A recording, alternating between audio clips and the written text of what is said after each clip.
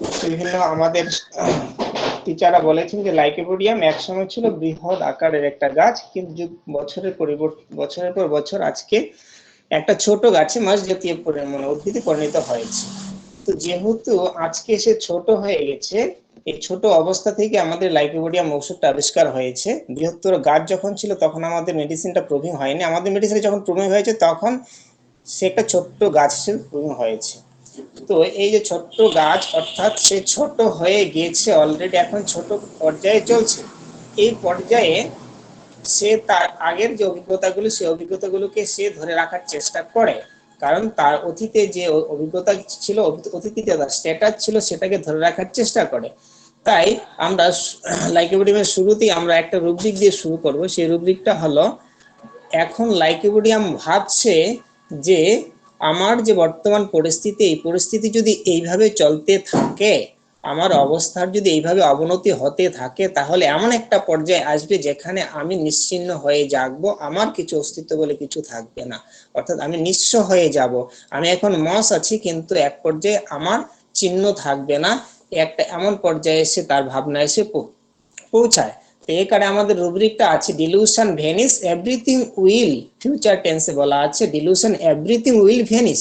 অর্থাৎ এইভাবে যদি আমি চলতে থাকি, আমার যে ক্ষমতা দিনকে দিন অপচয় হচ্ছে, দিনকে দিন আমার ক্ষমতাটাকে ছোট করে দেখা হচ্ছে, তাহলে একসময় আমি আমার অস্তিত্বকে টিকে রাখতে পারবো না। এটা যদি আমরা রোগের সঙ্গে তুলনা করি, তাহলে অনেক সময় দেখা যায় লাইকোপোডিয়ামের পেশেন্ট বলে যে আমার যে শারীরিক পরিস্থিতি, এই পরিস্থিতিতে যে মনে হচ্ছে যে আমি এই পরিস্থিতি নিয়ে চলতে তো পারছি না, কিন্তু আগামীতে মনে আরো চলতে পারবো না, যেটা অ্যাংজাইটি ফিউচার অ্যাবাউট বলে আমরা ভাবি। কিন্তু লাইকোপোডিয়ামের ক্ষেত্রে কিন্তু অ্যাংজাইটি ফিউচার অ্যাবাউট না, সে অ্যাংজাইটি হয় না, সে ভবিষ্যৎ নিয়ে তার মধ্যে একটা দুশ্চিন্তা তৈরি আসে, দুশ্চিন্তা ভবিষ্যৎ নিয়ে তার মধ্যে একটা কথোপকথন চলতে থাকে, নিজের মধ্যে একটা কথোপকথন চলতে থাকে যে এখন যে পরিস্থিতি, এই পরিস্থিতি থেকে আমি বের হয়ে আসতে পারছি না, তো সামনে আমার পরিস্থিতি আরো খারাপ হয়ে যাবে, যেটাকে আমরা বলি ল্যামেন্টিং অ্যাবাউট ফিউচার।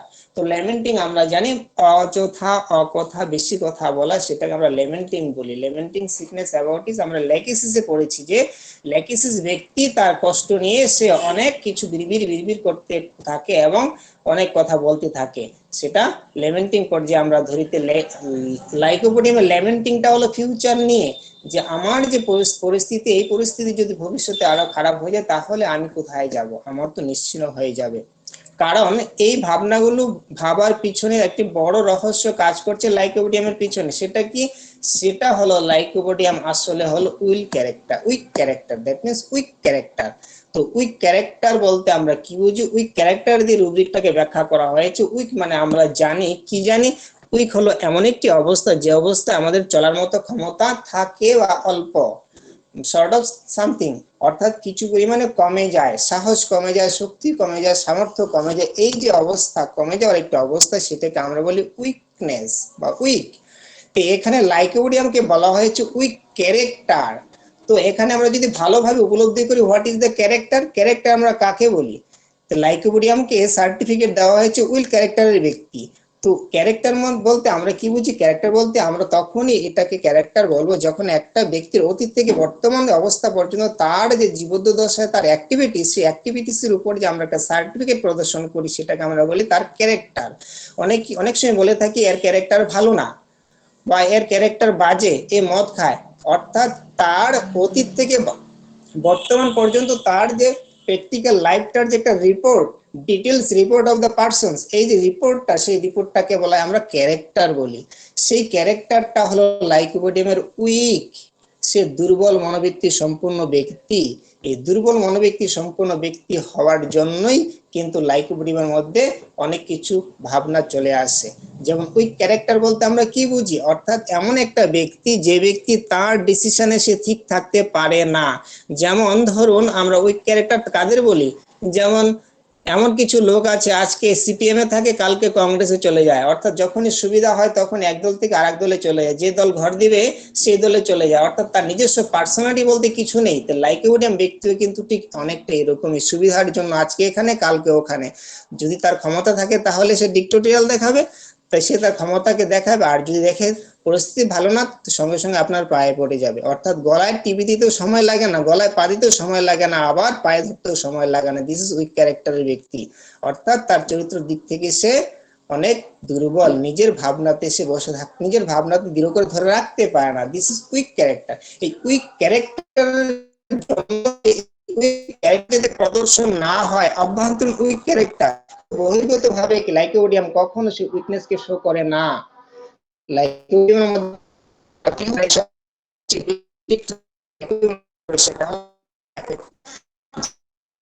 আমি প্রেসক্রাইব করতে পারি যে স্ট্রেমোনিয়ামের এফেক্টেশন কি, সে কিন্তু ভয় কি সে দেখাচ্ছে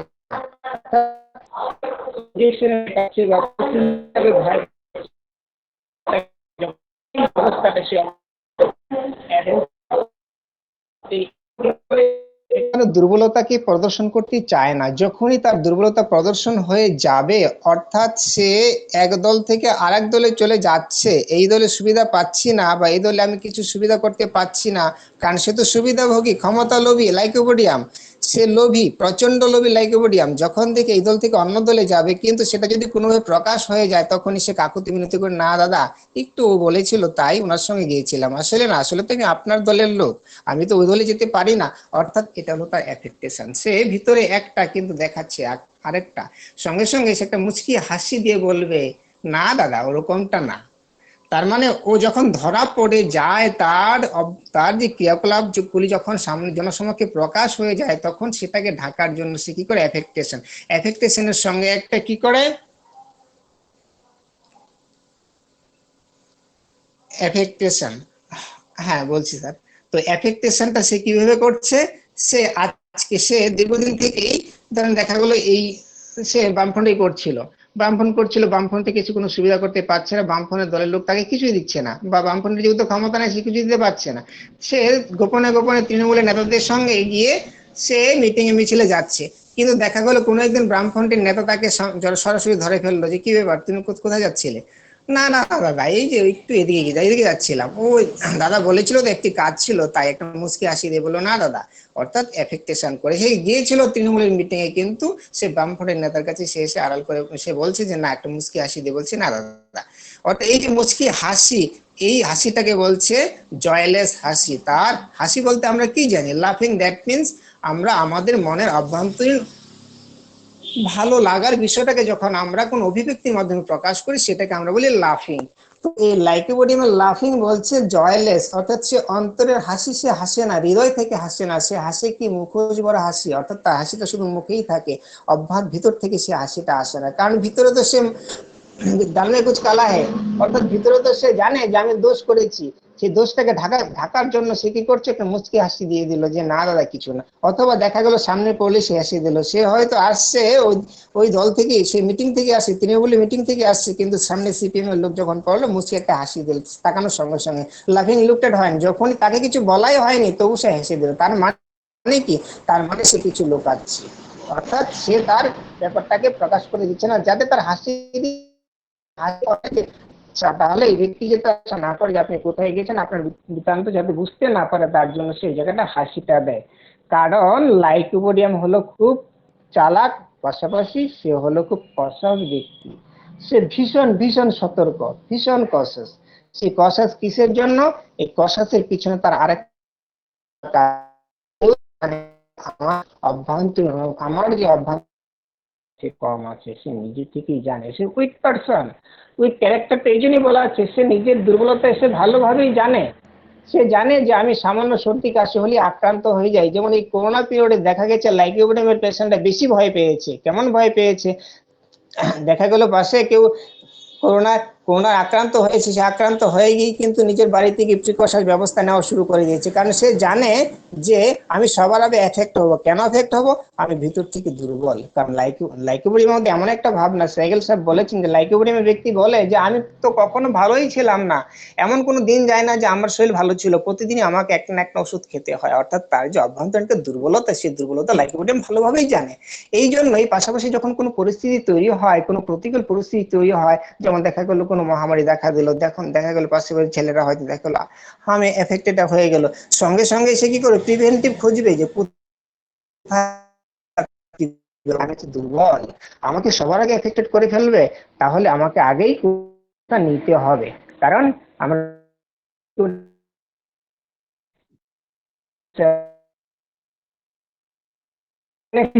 যে আমি দুর্বল, দুর্বল হলে আমি কি সহজেই অ্যাটাক হয়ে যাব। এই অ্যাটাক হয়ে যাওয়ার ভয়ে সে কি করে প্রিকশন ব্যবস্থা নিয়ে যায়, কসাস অ্যাংসাস। তো কসাস মানে আমরা এর আগেও আলোচনা করেছি কসাস কেয়ারফুল অ্যালার্ট। এই কসাস কেয়ারফুল অ্যালার্ট অ্যালার্ট বলতে গিয়ে আমরা খুব বলি সুন্দরভাবে, কিন্তু দুঃখের বিষয় এই জায়গাটায় যখন আমাদের কাছে পেশেন্ট আসে তখন কিন্তু আমরা তিনটাকে একসঙ্গে গুলিয়ে ফেলি। বলতে গিয়ে আমি হয়তো ঠিক বলে ফেলছি, কিন্তু পেশেন্ট ক্ষেত্রে নেওয়ার ক্ষেত্রে আমারও ভুল, আমি নিজে প্রচন্ডভাবে ভুল করি কসাস অ্যাংসাস এবং কসাস অ্যালার্টনেস। তবু আমি আবার বলার চেষ্টা করছি, বারবার বল হবে এবং আমরা সবাই ভুল এই জায়গাটায় ভুল করবো না। কসাস বলতে এমন একটি অবস্থা, যেটা সাইকেল সাহেব তার আরো সিরিজ 4 নম্বর বইয়ে লিখেছেন। কসাস এমন একটি অবস্থা যে অবস্থায় যখন কোনো পরিস্থিতি তৈরি হয়, অর্থাৎ প্রতিকূল পরিস্থিতি যখন তৈরি হয়, চারদিকে যখন কোনো একটা সমস্যা আক্রান্ত হলো, সেই অবস্থাতেই সে চলতে থাকে। যারা আক্রান্ত হচ্ছে তখন থেকে সে কি করলো, তখন থেকে সে তার পাশে বাড়িতে যাবে না বা লোকের সঙ্গে উঠা বসা করবে না, অর্থাৎ নিজের মধ্যে থেকে মূলক অবস্থা নিয়ে চলছে। এটা অবশ্য কেয়ারফুলটা পার্থক্য করেছেন যে এই অবস্থা, অর্থাৎ সে কেয়ারফুলটা হলো যখন সে কাজটা করছে, অর্থাৎ প্রিকশন ব্যবস্থাগুলো নিচ্ছে, সেই প্রিকশন ব্যবস্থাগুলোকে সে খুব সঠিকভাবে নিয়ে চলে, যাতে পিছে তার ক্ষতি না হয়, যে পিছে সে আক্রান্ত হয়ে না যায়। আর অ্যালার্ট যে অবস্থাটা, অ্যালার্ট বলছে এমন একটি অবস্থা বিপদ স্টার্ট হয়ে গেছে কিন্তু তার এখানে এখনো আসেনি। যেমন অ্যালার্ট জারি হয়ে যায়, যেমন দেখা গেল ঝড় আসবে বা বন্যা আসবে, সরকার থেকে কর্তৃপক্ষ ঘোষণা করলো যে আপনারা খুব সাবধানে থাকুন। এই যে অ্যালার্টনেস অবস্থাটা, অর্থাৎ নিজেকে প্রস্তুত করে রাখা, যে কোনো মুহূর্তে আমাদের আসতে পারে সমস্যা, আসতে ওই সমস্যার জন্য আমি ব্যবস্থা নিয়ে উঠতে পারি, সেই যে প্রতিকূল ব্যবস্থার বিরুদ্ধে তাকে সঠিকভাবে নিজেকে একটা উপযুক্ত সাজে সজ্জিত করে রাখা, সেই অবস্থাটাকে বলছি অ্যালার্টনেস। এটাকে যদি আমরা পেশেন্টের মধ্যে দেখি তাহলে কি দেখবো, যেমন দেখা গেল যে কেউ হয়তো কোন একটা ডায়রিয়াতে ভুগছে, সে ডায়রিয়া ভোগাতে সেই ব্যক্তি কি করলো, সেই ব্যক্তি তখন থেকে দেখা গেল সে কি করলো, মাছ খাওয়া বন্ধ করে দিয়েছে। কেননা এই প্রচন্ড গরমে যারাই বাজারে মাছ খাচ্ছে তারাই আক্রান্ত হয়েছে, তখন থেকে সে টোটালি স্টপ, যে না মাছ খাওয়া যাবে না, মাছ খাওয়া বন্ধ করে দেবো সেখান থেকে। এবং পাশাপাশি এমন সে ঘরে ওষুধ এনে রেখে দেয়, যাতে সমস্যা হলে ওষুধটা খেতে পারি, ওষুধ কিন্তু খাবে না, সে ওষুধ রেখে দিবে। দিস ইজ অ্যালার্টনেস, অর্থাৎ নিজেকে সম্পূর্ণভাবে সতর্ক এবং সজাগ করে রাখা, দিস ইজ অ্যালার্টনেস। এই অ্যালার্টনেস অবস্থাটা পাশাপাশি আমরা দেখি কসাসনেস এবং অ্যাংসাস অবস্থার মধ্যে লাইকোপিডিয়াম চলতে থাকে। কেননা সে নিজেও জানে সে একটু দুর্বল। এই দুর্বল মনোবৃত্তির জন্য লাইকোপিডিয়ামের মধ্যে একটা ভাবনা থাকে, কি ভাবনা, যে আমার শরীর যে এত খারাপ, তাহলে তো আমি যে কোনো সময় যে কোনো বড় ধরনের একটা সমস্যায় পড়ে যেতে পারি। কারণ সে নিজে বলছে, কি বলছে, যে আমি এমন একটা দিন যায়নি যে আমি ওষুধ খাইনি, প্রতিদিন আমাকে ওষুধ খেয়েই চলতে হয়। অর্থাৎ নিজের দুর্বলতাটা সে ভালোভাবে বুঝতে পেরেছে। তাই তার মনের মধ্যে একটা ভাবনা চলতে থাকে, কি ভাবনা, যে আমার যে কোনো সময় একটা বড় ধরনের সমস্যা, সিরিয়াস কিছু হয়ে যেতে পারে।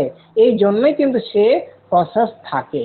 তাই আমাদের রুব্রিক আকারে dilution injury about to receive, অর্থাৎ যে কোনো মুহূর্তে আমি একটা বড় ধরনের সমস্যায় পড়ে যেতে পারি। কেননা সে জানে, কি জানে, যে আমি আমার এই সমস্যার জন্য পূর্বে থেকেই হয়তো আরো ভালোভাবে ট্রিটমেন্ট করিনি।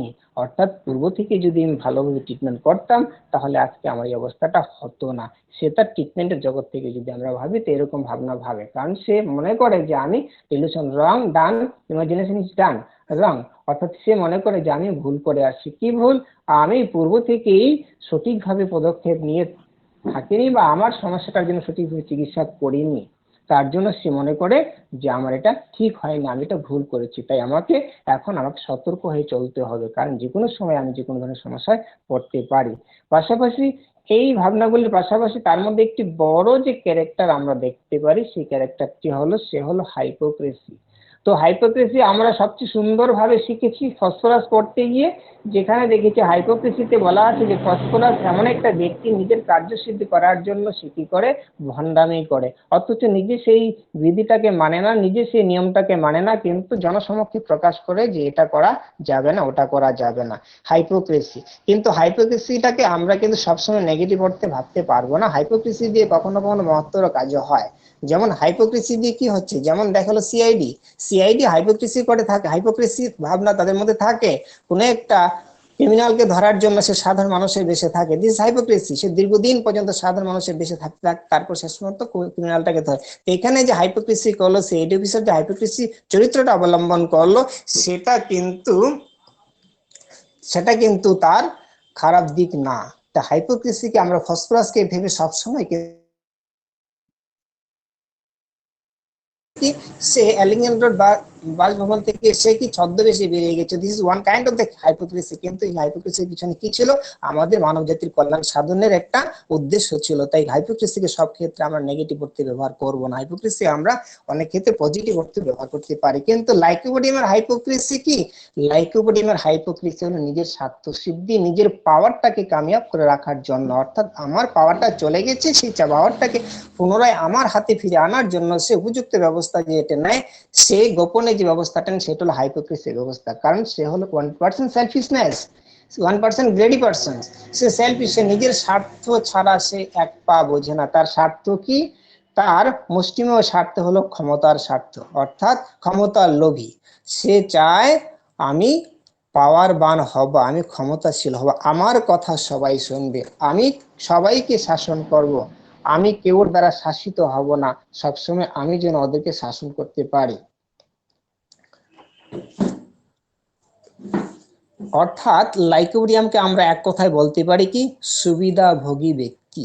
সে নিজের সুবিধা ছাড়া অন্যের সুবিধা সে কখনো দেখে না। কারণ সেলফিশনেস, গ্রেডি দুটাই আমরা দেখি লাইকোপোডিয়ামের মধ্যে আছে। সে নিজের সুবিধা ছাড়া অন্য কিছু সে বুঝে না, শুধু নিজের সুবিধাই বুঝে।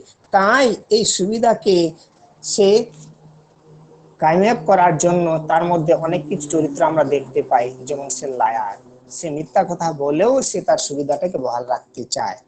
তার এই সুবিধায় যখন কেউ আঘাত করে, অর্থাৎ সে আর আগের সুবিধায় সে চলতে পারছে না, তার সুবিধাতে কেউ যখন হস্তগত করে, এটা কিন্তু লাইকোপোডিয়াম মেনে নিতে পারে না।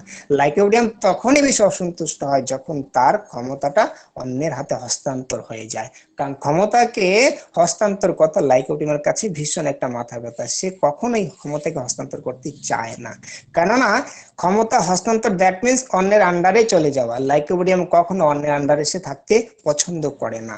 এই অবস্থা থেকেই যখনই সে অন্যের আন্ডারে চলে যায়, এই অন্যের আন্ডারে অর্থাৎ অন্যের কথা শুনে আমাকে চলতে হবে, অন্যের আমাকে শাসন করবে, তখন থেকে কিন্তু তার প্যাথোলজিটা স্টার্ট হয়। তাই আমাদের কাছে একটি সুন্দর রুব্রিক রয়েছে, element from domination long time ফরে, অর্থাৎ দীর্ঘদিন পর্যন্ত সে যখন কারোর আন্ডারে থাকে, অর্থাৎ কারোর ডোমিনেটে থাকে, কারোর শাসনে থাকে, তখন থেকে কিন্তু তার মনে মনে একটা অসন্তুষ্ট তৈরি হয়। সে অসন্তুষ্ট থেকেই সে আস্তে আস্তে রোগের দিকে ধাবিত হয়। কারণ সে তো শাসন করতে চায়, কেউ তাকে শাসন করুক এটা সে চায় না। কিন্তু এই যে অভ্যন্তরীণ একটা দুর্বলতা, সেই দুর্বলতার জন্য সে কি করতে পারে না, প্রতিবাদ করতে পারে না। এর আগে আমরা দেখেছি তার মধ্যে আছে টিমিডিটি, কাওয়ার্ডাইস এবং উইক ক্যারেক্টার। এই উইক ক্যারেক্টারের জন্য ঊর্ধ্বতন কর্তৃপক্ষ যাকে ওরা শাসন করছে, তাদের বিরুদ্ধে সে কিছু বলতে পারে না। সে বলতে না পারার জন্য অভ্যন্তরে একটা অসন্তুষ্ট তার মধ্যে চলতেই থাকে। এই অসন্তুষ্টর জন্যই সে আস্তে আস্তে কি হয়, রোগ কবজায় ধাবিত হয়। কারণ আমরা দেখি কি বলতে না পারার পিছনে তার মধ্যে আমরা দেখি টিমিডিটি এবং কাওয়ার্ডাইস। তো টিমিডিটি এবং কাওয়ার্ডাইস আমরা যখন আলোচনা করতে যাই, তখন টিমিডিটি এবং কাওয়ার্ডাইসকে আমরা একটু এক কথায় যদি আমরা ডিডি করে নেই, তাহলে আমাদের কাছে টিমিডিটি এবং কাওয়ার্ডাইসটাকে ক্লিনিকে ধরতে খুব সুবিধা হবে। কাওয়ার্ডাইস বলছে এমন একটি অবস্থা, কাওয়ার্ডাইস আমরা তখনই বলি যখন একটা ব্যক্তি যেখানে সাহস দেখিয়ে, অর্থাৎ প্রতিকূল পরিস্থিতি তৈরি হয়ে গেছে, সেই পরিস্থিতিতে উপযুক্ত ব্যবস্থা নেওয়ার মতো ব্যক্তি যখন থাকে না, অর্থাৎ কোনো ব্যক্তির সামনে যখন এমন কোনো পরিস্থিতি ঘটে, সেই পরিস্থিতির মধ্যে সে নিজে কিছু করতে পারে না, অর্থাৎ সে ভয় পায়, তখন সেই ব্যক্তিকে আমরা বলি কাওয়ার্ডাইস ব্যক্তি। অন্যথায় সবাইকে আমরা কাওয়ার্ডাইস বলি না। যখন প্রতিকূল একটা পরিস্থিতি তৈরি হয়েছে, সেই প্রতিকূল পরিস্থিতিতে তার যে করণীয় সেটা যখন সে করতে পারে না, ভয় পায়, তখন তাকে আমরা কাওয়ার্ড বলি। আর টিমিডিটি কি বলছে? টিমিডিটি বলছে এমন একটা অবস্থা যে অবস্থায় যে কোনো পদক্ষেপই প্রথম দিকে সে ভয় পায়, প্রথম দিকে ভয় পায়, তারপর ব্যাপারটাকে সে যতক্ষণ পর্যন্ত ব্যাপারটা তার কাছে আননোন থাকে ততক্ষণ পর্যন্ত সে ভয় পায়, কিন্তু ব্যাপারটা যখন সে বুঝে যায় এবং ব্যাপারটা সম্পর্কে তার যখন কিছু নলেজ হয়ে যায় তখন আর সে টিমিডিটা থাকে না। তো টিমিডিটাকে বোঝানোর পর কেটে যায়, কিন্তু কাওয়ার্ড যেহেতু অভ্যন্তরীণ একটা অনুভূতি, সেই কাওয়ার্ডাইজ ভীরু ব্যক্তি কিন্তু তাকে কখনো ভয়হীন করা যায় না, তার মধ্যে ভয় সবসময়ই থাকে। যেমন টিমিডিটির বাচ্চা আমাদের ক্ষেত্রে চেম্বারে সে প্রথমে ঢুকতে গেলে একটু ভয় পায়, তারপর যখন সে বুঝতে পারে যে না এখানে ইঞ্জেকশন নেই, এখানে শুধু ওষুধ পাওয়া যায়, এখানে ডাক্তারবাবু কাটা ছাড়া ইঞ্জেকশন কিছু দেবে না, তারপর কিন্তু সে তার টিমিডিটি থাকে না। তো এটা হলো আমাদের টিমিডিটির এক্সাম্পল। আর কাওয়ার্ডাইজ বাচ্চা কি, সে কখনো কিন্তু সে তখনই ভয় পাবে যখন ডাক্তারবাবু চেম্বারে ইঞ্জেকশন দেবে, অন্যথায় সে ভয় পাবে না, অন্যথায় সে দিব্যে এসে বসবে। এ হলো কাওয়ার্ডাইজ এবং টিমিডিটির পার্থক্য। তাই লাইকোর মধ্যে আমরা এখানে দুটা চরিত্র লক্ষ্য করতে পারছি। এক হতো কি, এক চরিত্র হলো সে ডিক্টেটোরিয়াল, সে ডিক্টেট অর্থাৎ অন্যের দ্বারা অন্যকে সে শাসন করতে চায়, কিন্তু তার অভ্যন্তরীণ দুর্বলতার জন্য সেই শাসনটার বিরুদ্ধে সে রুখে দাঁড়াতে পারে না। তাই একে বলা হয় কি, গিরগিটি। গিরগিটি কি, পরিস্থিতি যখন, যেমন গিরগিটি যখন আমাদের সামনে পড়ে তখন গিরগিটি কি হয়, রাগ হয়ে যেমন তার সরাসরি লাল হয়ে যায়, আবার যখন মানুষটা সরে গেল পর মুহূর্তে সে কি হয়ে যায়, তার সরাসরি আগের মতোই হয়ে যায়। অর্থাৎ অবস্থার সাথে সাথে নিজেকে পরিবর্তন করে ফেলা, এটা হলো লাইক একটা অন্যতম চরিত্র। যেখান থেকে সুবিধা হবে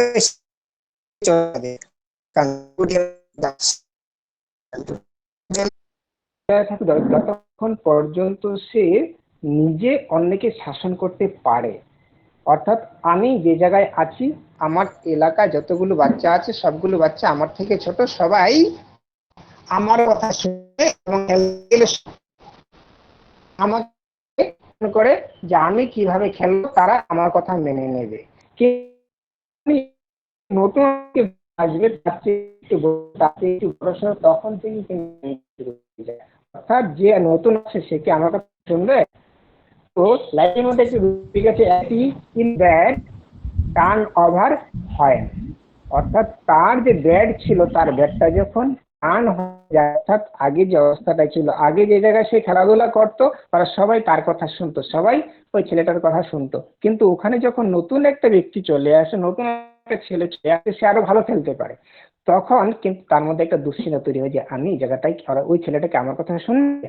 অর্থাৎ তখন থেকে সে কিন্তু অসন্তুষ্ট হতে শুরু করে, তখন থেকে তার ওকে কিভাবে ওই জায়গা থেকে সরানো যায়, অর্থাৎ তার উপর সে ডিক্টেট করতে পারবে না, তার উপর সে ক্ষমতা করতে পারবে না, এই জায়গাটা সবচেয়ে বড় অসুবিধার জায়গা। তখন তার মধ্যে আমরা যে যে ভাবনাগুলো দেখতে পারি এই পরিস্থিতির মধ্যে, অর্থাৎ যতক্ষণ পর্যন্ত সে অন্যকে শাসন করতে পারছিল, তার দিকটা ছিল, ততক্ষণ পর্যন্ত তার মধ্যে যে চরিত্র, কয়েক চরিত্র আমরা লক্ষ্য করতে পারি, সেই চরিত্রগুলি কি বলছে, dictatorial talking with air of command. তো ডিক্টেটোরিয়াল বাংলা আমরা ভালোভাবেই জানি যে শাসক তুল্য বা শাসন করতে পারে এমন একটা ব্যক্তি। ডিক্টেটোরিয়াল অনেকটাই আমাদের বুঝতে হবে তার বডি ল্যাঙ্গুয়েজ এবং বলার ভঙ্গি এবং শর্ট থেকে আমাদের বুঝতে হবে, কারণ কথা তো কথাই, কথার সুর দিয়ে আমাদের সুর দিয়ে আমরা অর্থ অনুভব করি, সেই অর্থ অনুসারে আমরা রুব্রিকে কনভার্ট করি। তো এখানে dictatorial talking with air of command, এটা কথা থেকে সুর থেকে বুঝতে হবে সে আমাকে কিভাবে কথাটা বলছে। অর্থাৎ এখানে বলছে যে হুকুম জারি করে কোনো কিছু বলা, dictatorial talking with air of command, এটাকে যদি আমরা বাংলায় রূপান্তরিত করি তার এর অর্থ দ্বারা হলো শাসক ব্যক্তি সে কি করে, হুকুম জারি করে কথা বলে, হুকুম জারি করে কথা বলে, এটা আমাকে অনেকটাই বুঝতে হবে, তার বলার স্বর কণ্ঠ থেকে আমাকে বুঝতে হবে যে সে আমাকে কিভাবে বলছে। যেমন যদি বলে ডাক্তারবাবু ঔষধ দেন, কাজ করা চাই, কাজ যেন ঠিকঠাক হয়, ভালো ঔষধ দেবেন। তো কথাটাকে যদি আমি লো টোনে বলি, ডাক্তারবাবু ভালো ওষুধ দিন, ঠিকঠাক যেন কাজ করে, দিস নট এ ডিক্টেটোরিয়াল, তাহলে কিন্তু ডিক্টেটোরিয়াল হবে না। এটাকে ভাই ভলিউম, অর্থাৎ সে যখন এই কথাটা বলবে সে তার কাছে ডাক্তারবাবু ছোট, অর্থাৎ সে ডাক্তারবাবুকে উপদেশ দিচ্ছে বা হুকুম দিচ্ছে যেন আপনার ওষুধের জন্য ভালো কাজ হওয়া চাই ডাক্তারবাবু। This is dictatorial talking with air. এটা কিন্তু সাধারণভাবে কথাটা আমরা যদি নেই তাহলে আমরা কখনোই এই রূপটা ব্যবহার করতে পারবো না। এটার ব্যবহার করার জন্য প্রথমে আমাকে বুঝতে হবে তার কণ্ঠস্বরের ভঙ্গি, তার অভিব্যক্তির ভঙ্গি এক্সপ্রেশনটা থেকে আমাকে রুব্রিকটা সিলেকশন করতে হবে। দ্বিতীয়ত বলছে ইগোটিজম, সেই ইগোটিজম মানে আপনারা প্রত্যেকেই জানেন। তারপরে আরেকটা রুব্রিক আছে, সে যখন ডিক্টেটোরিয়াল থাকবে তখন যদি তার বাবা মা যদি তার কথা না শোনে, তার বায়না যদি বাবা মা না শোনে, তখন কিন্তু বাবা মাকেও সে ছাড়ে না। কারণ আমরা জানি লাইকেওডিয়াম সে বাড়িতে অনেকটাই স্যার, কিন্তু বাইরে গিয়ে সে চুয়োয়ে থাকে। কিন্তু বাড়িতে যখন তার বাবা মা তার কোনো আবদার যখন তারা মানবে না, তখন কিন্তু সে তাদেরকেও ছাড়বে না। কি বলছি, abusive children, parent children insulting. তাহলে চিলড্রেন ইনসাল্টিং প্যারেন্টস, তার শিশু বাবা মাকে গালিগালাজ করছে কিভাবে, অ্যাবিউসিভ, অর্থাৎ নোংরা ভাষায় শিশু বাবাকে গালিগালাজ করছে।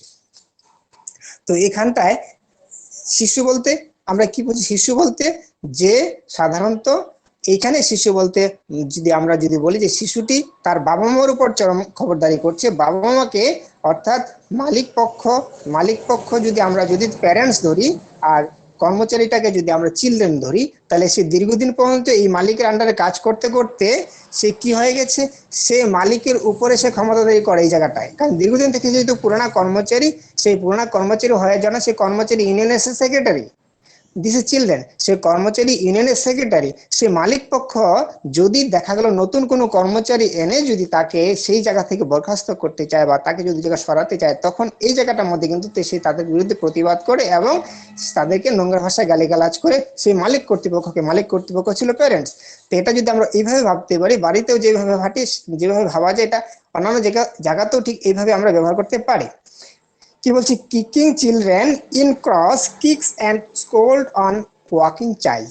এটা একদম সরাসরি আমরা ইউজ করি কোথায়, এই শিশু যখন ঘুম থেকে উঠে বা ঘুম থেকে তাকে যখন কেউ জাগিয়ে তোলে, ঘুম থেকে জাগিয়ে ওঠার পর সে কি করে, সে তাকে যখন কেউ ডিস্টার্ব করে, অর্থাৎ তার ঘুমটা ভেঙে যায়, ঘুম থেকে ওঠার পর সে যাকে সামনে পাচ্ছে তাকেই সে লাথি মারছে, নোংরা ভাষায় গালিগালাজ করছে। এটা অনেক বাচ্চাদের মধ্যে, বাচ্চার মায়েরা বলে ঘুম থেকে উঠে ওর সামনে কেউ যায় না, ওর ভাইগুলো ওর ঘুম থেকে উঠলে ওর দিদি ভাই ওরা কেউ ওর সামনে যাবে না, কেননা ও ঘুম থেকে উঠলেই লাথি মারে, ঘুম থেকে উঠলেই খুব বিরক্ত করে, যাকে সামনে পায় ওকে কামড় মারে, ওকে চড় মারে। অর্থাৎ এটা কমন, অনেক বাবা মারাই বলে থাকে যে আমার বাচ্চাটা এরকম ডাক্তারবাবু, ঘুম থেকে উঠলে না ওর মেজাজটা খুব খিটখিটে থাকে, তখন ও সামনে যাকে পায় তাকিয়ে মেরে দেয়। এই হলো kicking children in cross kicks and scold on walking childish. তাকে কি বলছে, স্ট্রাইকিং চিলড্রেন। এই সঙ্গেই আমরা রুব্রিকটা ব্যবহার করতে পারি, স্ট্রাইকিং চিলড্রেন, অর্থাৎ তার বিরুদ্ধে কেউ গেলেই কিন্তু তার অধীনস্থ ব্যক্তি অথবা যে সমাজে সে আছে, সেই সমাজে যদি তার বিরুদ্ধে কেউ আঙ্গুল তুলে কথা বলে, তাকে কিন্তু সে ছাড়ে না, তাকে সে সঙ্গে সঙ্গে প্রতিবাদ দিয়ে কথা বলে। That means striking in children. তো ওই সময় তার মধ্য দিয়ে যে কথাগুলি বের হবে, একটা কথাও কিন্তু সম্মানজনক কথা বের হবে না, কারণ সে তখন ডিক্টেটোরিয়াল চরিত্রের মধ্যে আছে, আমার কাছে ক্ষমতা আছে, আমি এলাকায় আছি, দীর্ঘদিন থেকে এখানে বাস করছি, আমার উপরে কে কথা বলে, দিস ইজ, সে এমন ভাবে কথা বলবে, সেই কথাটা অন্যের হয়তো অনেকটাই অসম্মানজনক আচরণে কথা বলবে, সেটা গেলে অ্যাবরাপ্ট। অর্থাৎ লাইকোপোডিয়াম যখন নিজের এলাকায় থাকে, তখন কিন্তু কাউকে সে সম্মান দিয়ে কথা বলে না, সে যা আসে তাই মুখ দিয়ে বলে ফেলে, কারণ ওই জায়গাটার মধ্যে সে শের। তাই এখানে রুব্রিক আছে অ্যাবরাপ্ট। এই সমস্ত এই যে বদমেজাজ চরিত্রগুলো আমরা লাইকোপোডিয়ামে দেখতে পারি, বদমেজাজ চরিত্রের পাশাপাশি তার মধ্যে আর কতগুলো ভালো দিক লক্ষ্য করা যায়, যদিও ভালো দিক মানে ভালো আচরণ করে, কিন্তু তার পিছনে কিন্তু ভালো কোনো উদ্দেশ্য নয়। যেমন এর আগে আলোচনা করেছি যে সে কি স্মাইলিং লাফিং, স্মাইলিং করছে, সে দেখার সঙ্গে সঙ্গে হাসে। কেন হাসে, তার ভিতরে একটা গুপ্ত কিছু খারাপ ভাবনা আছে, যার জন্যই হাসে। না হলে সাধারণত আমরা ভাব বিনয় করতে গিয়ে আমরা প্রথমে হাসি কখন হাসি, যখন কোনো কিছু একটা আড়াল করতে চাই। বেলোডোনাতে আমরা পেয়েছি হাইডিং লাফিং, বেলোডোনাতে পেয়েছি যে বেলোডোনা কি করে, বেলোডোনা হাসে কেন, যেন তুমি তাকে বেশি তার সম্পর্কে জানতে না চাও, তাকে যাতে বেশি প্রশ্ন না করো, তার সঙ্গে যাতে হাই হ্যালো দিয়ে চলে যাও। অর্থাৎ বেলোডোনা বেশি কথা বলতে পছন্দ করে না, বেশি জোরাজোরি গা মাখামাখি সে পছন্দ করে না, তার জন্য বেলোডোনা স্মাইলিং করে সে চলে যায়। আর লাইকোপোডিয়াম স্মাইলিং করছে কিসের জন্য, যাতে তুমি তার সম্পর্কে আর কিছু বেশি না ঘাটাও। অর্থাৎ সে যে একটা পরিস্থিতি আছে, সেই পরিস্থিতিটাকে সে আড়াল করার জন্য সে হাসছে, কিন্তু সেই হাসিটা দিয়ে ওই জায়গাটাকে সে আড়াল করছে, যেন তুমি আর ও গভীরে গিয়ে তাকে প্রশ্ন না করো, তার সঙ্গে গভীরভাবে জানতে না চাও তার পরিস্থিতি কি আছে। তাই জন্য সে কি করে হেসে দিয়ে ব্যাপারটাকে একটু আলাদা করে নিল। কারণ এর মধ্যে কি চরিত্র আছে, এর মধ্যে চরিত্র আছে অ্যাডাল্টোরিয়াস। সে কি অ্যালোপ্যাথিও খাবে, হোমিওপ্যাথিও খাবে, আয়ুর্বেদিকও খাবে, তিনটা মেডিসিনই খাবে। কেন খাবে, সে সুবিধা, যেটাতে তাড়াতাড়ি সারে ওটা দিয়ে ভালো, আমার ভালো সারা হলো কথা। অর্থাৎ তার মধ্যে এর আগে আমরা দেখেছি তার মধ্যে ক্যারেক্টার উইক, অর্থাৎ মোরালিটি তার কাছে কিছু নেই। সে মোরালিটি যে কি জিনিস সে তার কাছে নেই। যখনই সুবিধা হয় তখনই সে সুবিধা মতো সে ব্যবহার করে ফেলে। যখন তার কাছে ক্ষমতা থাকে তখন সে আখেরে যত পারে তাড়াতাড়ি আমি গুছিয়ে নিই। যেমন অধিকাংশ নেতাদের মধ্যে এই চরিত্রটা দেখা যায়। আমাদের কি আছে বর্তমানে যে আমাদের ধরা পড়েছে পার্থ চট্টোপাধ্যায়, 100% অ্যাডাল্টেরিয়াস, 100% উইক ক্যারেক্টার। সে জনগণের প্রতিনিধি, জনগণের হয়ে কাজ করার কথা ছিল, কিন্তু সেই সুবিধাটাকে সেই ক্ষমতাটাকে কাজে লাগিয়ে সে কি করলো, তার ঘরে নিয়ে সম্পদ ব্যবহার করতে শুরু করলো এবং মেয়েদের ব্যবহার করতে শুরু করলো। তাহলে এটা কি? তাহলে এটা হলো হাইপোক্রেসি এবং 100% অ্যাডাল্টেরিয়াস চরিত্র। তার মধ্যে এই ভাবনা কখনো নেই, কিন্তু সে অ্যাফেক্টেশন দিয়ে সুন্দরভাবে সাংবাদিকদের সামনে বলছে না না কিছু না, আমার মধ্যে কিছুই নেই, আমি এগুলো কিছুই জানি না। তো এই যে ব্যাপারটা করছে এটা লাফিং স্পিকিং, অর্থাৎ সেই ব্যাপারটাকে আড়াল করার চেষ্টা করছে, কিন্তু ভিতরে ভিতরে ভয় পাচ্ছে, কারণ তার তো অনেকটাই দোষ করা আছে। এই যে ব্যাপারটা অর্থাৎ স্মাইলিং অ্যাডাল্টোরিয়াস। পাশাপাশি আছে সে হলো ইউজারার। যখন দাদা প্রয়োজন হবে না তখন আপনার পায়ে ধরেও কারণ তার মধ্যে আছে ফ্ল্যাটারিং, সে পায়ে ধরেও আপনার কাজটাকে স্বার্থসিদ্ধি তার কাজটাকে করে নেবে। কাজটা করে গেলেও তো আপনার সঙ্গে আর তার সম্পর্ক নেই। অনেকটাই ফসফরাসের মতো, কিন্তু ফসফরাসের সঙ্গে অনেকটাই পার্থক্য আছে। ফসফরাস যতটা সুন্দরভাবে পোলাইটলি করতে পারে, কারণ magnetize, desire to be magnetize, brotherhood sensation আমরা ফসফরাসে পেয়েছি। এই brotherhood sensation, magnetize, desire to be কিন্তু আমাদের লাইকোপিডিয়ামে নেই। সে লাইকোপিডিয়াম মানুষকে কবজা করতে পারে কিন্তু ফসফরাসের মতো পারে না। ফসফরাস 2 মিনিটই আপনাকে যেমন তার সমকক্ষী বন্ধু একটা ভালো বন্ধুতে রূপান্তরিত করে ফেলতে পারবে, কিন্তু লাইকোপিডিয়ামের মধ্যে এই ক্ষমতাটা নেই। সে ইউজ করে, কিন্তু সেই ইউজটা কিন্তু সে মধুরভাবে করতে পারে না, কারণ তার মধ্যে আছে অ্যাব্রাপ্ট। কারণ পাশাপাশি লাইকোপিডিয়ামের মধ্যে আরেকটা বড় সবচেয়ে উল্লেখযোগ্য দিক হলো সেটা হলো ইমোশনাল প্রিডোমিনেটেড বাই ইন্টেলেকচুয়াল। তার যে ইমোশন আছে, অর্থাৎ তার অভ্যন্তরীণ যে একটা অনুভূতি, সে মানসিক দিক থেকে সে কি করতে চায় সেই ভাবনাটাকে সে তার বুদ্ধিমত্তা দিয়ে সঙ্গে সঙ্গে কি করলো, সঙ্গে সঙ্গে সেটাকে ঢেকে দিল। যেমন একটু আগে আমি বললাম, একটু আগে আমাদের আলোচনা দেখা গেল যে কি অ্যাডাল্টোরিয়াস, সে আজকে সিপিএম থেকে কালকে কংগ্রেসে যাচ্ছে, কালকে কংগ্রেস থেকে কালকে সিপিএম এ যাচ্ছে। এই যে দলবদল করছে, দলবদল ভাবনাটা সে কিন্তু তার ইমোশনাল দিয়ে করছে।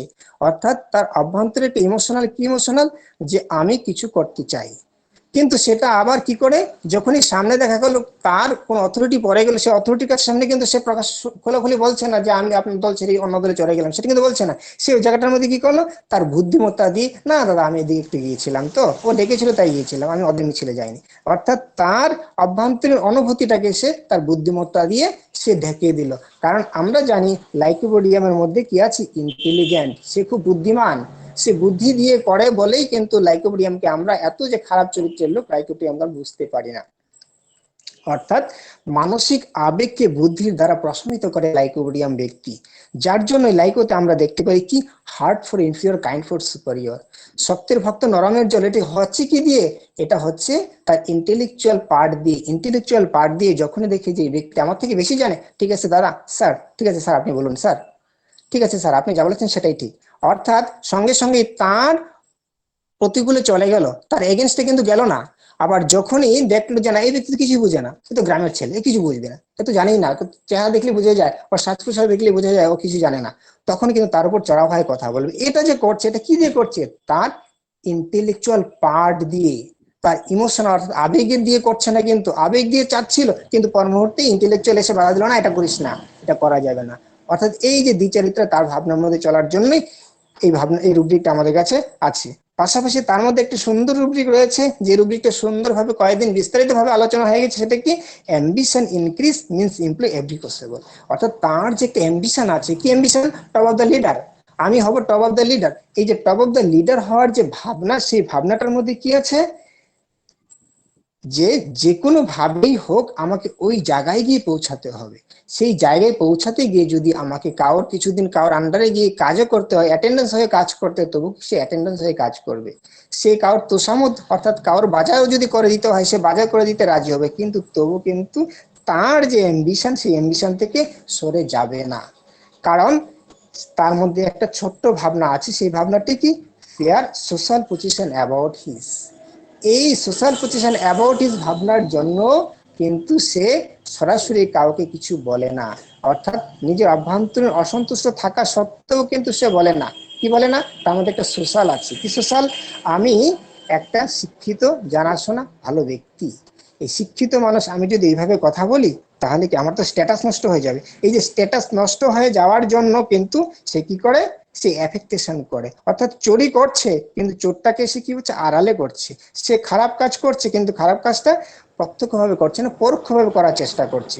এটা হলো তার সোশ্যাল পজিশনের জন্য, সোশ্যাল পজিশন যেন বজায় থাকে, কিন্তু আমি আমার যেটা সেটা করবো কিন্তু কেউ ধরতে পারবে না। কিন্তু যখন প্রকাশ হয়ে যায় তখন কি করে, লাফিং জয়লেস, তখন সে হাসি দেবে, হাসবে, একটু সুন্দর হাসবে, অর্থাৎ সে হাসিটা কিন্তু মন থেকে আসলো না, শুধু দেখানো হাসি। ধরা পড়ে গেলেই লাফিং জয়লেস, অর্থাৎ বেকায়দায় পড়লেই সে হাসবে, না হলে কিন্তু হাসবে না। হেল্পলেসনেস ফিলিং যখন হবে তখনই সে হাসবে, তার হাসিটা তখনই বের হয়, অর্থাৎ হাসিটা তো ভিতর থেকে বের হয় না, হাসিটা আসে মুখের হাসি, হৃদয়ের হাসি না। এইভাবে সে সোশ্যাল পজিশনটাকে বজায় রাখার চেষ্টা করে। তো একটা ছোট্ট এক্সাম্পলের মাধ্যমে আলোচনা করে শেষ করছি, 5টা পার হয়ে গেছে, 5টা 15-তে শেষ করার কথা ছিল। তো একটা ছোট্ট এক্সাম্পল দিচ্ছি, এক্সাম্পলের মধ্যে আমার কয়েকটা রুব্রিক হয়ে গেছে। সেই এক্সাম্পলটা হচ্ছে যে নতুন বিবাহিত একটি বধূ তার সমস্যার কথা বলতে গিয়ে সে আমাকে বলল, ডাক্তার বাবু, আমার শাশুড়ি যেভাবে আমাকে কথা শোনায় না, তাতে আমার গা জ্বলে যায়। কথায় কথায় বলে, বাপের বাড়ি থেকে কি শিখে এসেছিস, এটাও করতে পারিস না, এটাও করতে পারিস না, এরকম বাজে বাজেই বলে। তো তখন না আমি আমার মানে কিছু সহ্য করতে পারি না, কিছু বলিও না, কিছু বলতে মানে বলতে চাই বলি না। তো আমি বললাম, কেন বলেন না? আরে এখনই তো বলা যাবে না, কারণ এখন যদি বলি তো লোকে কি বলবে, আমি তো নতুন মাত্র বিয়ে এসেছি, আমি তো ওই বাড়ি সবার সঙ্গে আমার মেলামেশা হয়নি, সবার সঙ্গে ভাব বিনিময় হয়নি, কে কেমন আমি বুঝিনি। তো এখনই তো বলা যাবে না, এখন আমাকে চুপ করেই থাকতে হবে। অর্থাৎ এখানে তার ইমোশনাল পার্ট কি বলছে, ইমোশনাল পার্ট কিন্তু সে শাশুড়ির বিরুদ্ধে কথা রুখে শাশুড়ির বিরুদ্ধে কিছু বলতে চাচ্ছিল, শাশুড়ির কথাটার প্রতিবাদ করতে চাচ্ছিল, কিন্তু বুদ্ধি দিয়ে কি করছে, না না এখনই বলা যাবে না। কেন বলা যাবে না? আমি সবেমাত্র নতুন বধূ, তা আমি যদি এখনই বলি লোকে আমাকে কি বলবে, এই ভাবনার জন্য সে কি করো, সে আবার বলতে চায় না। তো বলে কার কাছে, সে বলে রাত্রে কার কাছে, তার স্বামীর কাছে। স্বামীকে গিয়ে বলে কি বলে, দেখুন স্বামীকে গিয়ে বলছে, হ্যাঁ, শুধু রাতে বরকে রাগ দেখাই আর বলি কয়েকটা দিন যেতে দাও, তারপর যদি তোমার মা যদি আমাকে এগুলো কথা বলে না, তখন দেখাবো মজা, তখন আমি দেখাবো আমি কোন ঘরের বেটি, তখন আমি ঠিক মজা বোঝাবো, সব সুদে আসলে উঠাবো। আগে সবার সাথে আমার ভাব বিনিময়টা হোক। এই যে ব্যক্তি, এই যে বধূ, এই বধূর সমস্ত ভাবনার মধ্যে রয়েছে ইমোশনাল প্রিডোমিনেটেড বাই ইন্টেলেকচুয়াল, পাশাপাশি hard for inferior, kind for superior. সে শাশুড়িকে কিছু বলছে না, কিন্তু রাত্রেবেলা সে তার বরকে গিয়ে কিন্তু শাসনী বলছে এবং হুমকিও দিচ্ছে। কিন্তু তার এখানে মূল ভাবনাটা কি, আমি আগে বাড়ির সবার সঙ্গে ভালোভাবে পরিচিত হয়নি, সবার সঙ্গে ভাব বিনিময় করে একটা ভালোবাসা তৈরি হোক, তারপরে বোঝাবো শাশুড়ির মজাটা। অর্থাৎ এই যে তার এম্বিশন, এম্বিশনটা কি বাড়ির সবার ক্ষমতাটাকে আমার কাছে নিতে হবে, সবাই আমার কথা শুনতে হবে, সবার টপ অফ দা, আমি সবার বাড়ির একটা ভালো ভালো গৃহিণী হব কখন, যখন সবার মন জয় করতে পারবো। এই জন্য সে কি করছে, তার ইন্টেলেকচুয়ালটাকে, তার ইমোশনাল পার্টটাকে ইন্টেলেকচুয়াল দ্বারা সে চেপে রাখছে, চেপে রেখে সে এগুলোকে সহ্য করে যাচ্ছে। পাশাপাশি আবার কি বলছে, আমি তো নতুন বিবাহিত একটা বউ, এখনো যদি কিছু বলি তাহলে কি বলবে, বলবে যে বউটা এসে ঝগড়া করে। এটা কি fair about is social position. তো এই ছোট্ট একটা এক্সাম্পল দিয়ে লাইকোডিনের ছোট্ট একটা জার্নি আমি এখানে শেষ করছি। থ্যাংক ইউ, যারা উপস্থিত আছেন সবাইকে ধন্যবাদ, অনেকটা সময় দিয়ে, মূল্যবান সময় দিয়ে শুনবার জন্য। সবাই সুস্থ থাকবেন, ভালো থাকবেন। থ্যাংক ইউ ডাক্তারবাবু, টু এভরিওয়ান।